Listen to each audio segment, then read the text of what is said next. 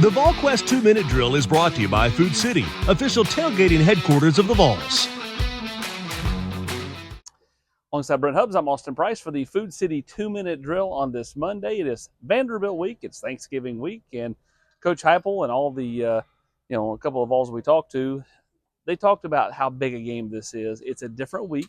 The week is structured differently for certain, but they want to try to keep it as normal as possible. Well, I think you have a couple things. One, you got Thanksgiving holiday. Obviously, you get a practice in, but then Sure. you get some free time on Thursday afternoon. And then Saturday, Senior Day, affects everybody differently. Yeah. There are some former players you talk to that they had a really hard time refocusing for a few series of the game, a few plays to kind of get back in. For others, it doesn't impact you as much, but you have to be prepared for having some kind of impact on you.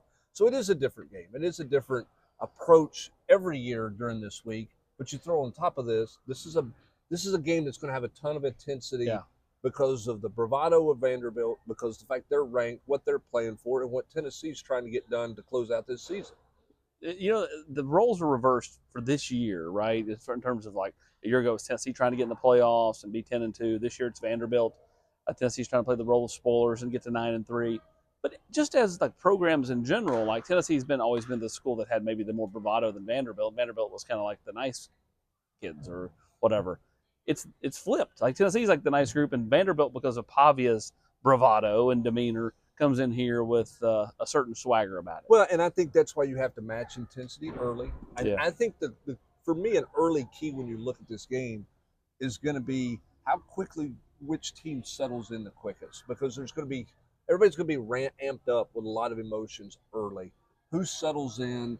Who doesn't try to make the greedy big play? Who plays under some patience and kind of settles into the game? I think that's a big part of this. And I think Tennessee's ability to run the football at Florida with Deshaun Bishop leaning on him, you hope that helps Tennessee's run game in this matchup, because I do think a Tennessee offense where Joey Aguilar is throwing it less than 35 times in a game is a better offense than the 45 passing attempt Joey Aguilar offense. I don't disagree. I think and probably there's a happy medium there. You probably could put up a few more passes, but at the same time, I like what Tennessee did in the running game in this game.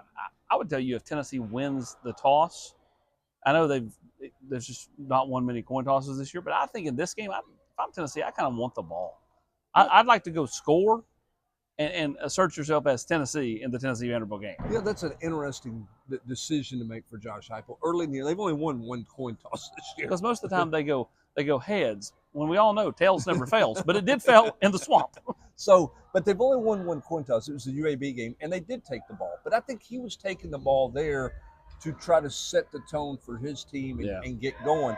With this one, there's always that debate of, if you deferred, you have a chance to win the middle eight. And for your crowd, it's easier for them because they're ramped up to be loud when you're on defense to start the game instead of you asking them to be quiet. But at the same time, too, if you can jump on Vanderbilt and get out to the lead, does that help you assert yourself, as you mentioned? So that would be an interesting decision to make. But given Tennessee's history, they're probably not going to have that decision to make because they can't win one. Finally, I did ask him about moving Desan Brame to slot, and he talked about Brame just offers a certain skill set right now to back up Braylon Staley. That they feel like can help them the last couple of games, which is why he's played the New Mexico State, Florida, and now the Vanderbilt game at wide receiver. Yeah, and I think he's got a big upside. I don't know how much he factors into this game, because I think you're going to ride those three guys if you can with Staley. But he is a nice alternative and a nice developing weapon for them behind Staley. The catch he made off the shoe tops tells you what kind of athletic ability he has with the one catch he had at Florida. So we'll see if he plays a big factor in here. But it's very clear how excited they are about where he's at right now and where his ceiling can go in this offense. Clearly the cheerleaders and dance team members were excited about Hubbs' point right here on the Food City 2-Minute Drill. He's Brent Hubbs. I'm Austin Price. The Volquest 2-Minute Drill is brought to you by Food City, official tailgating headquarters of the Vols.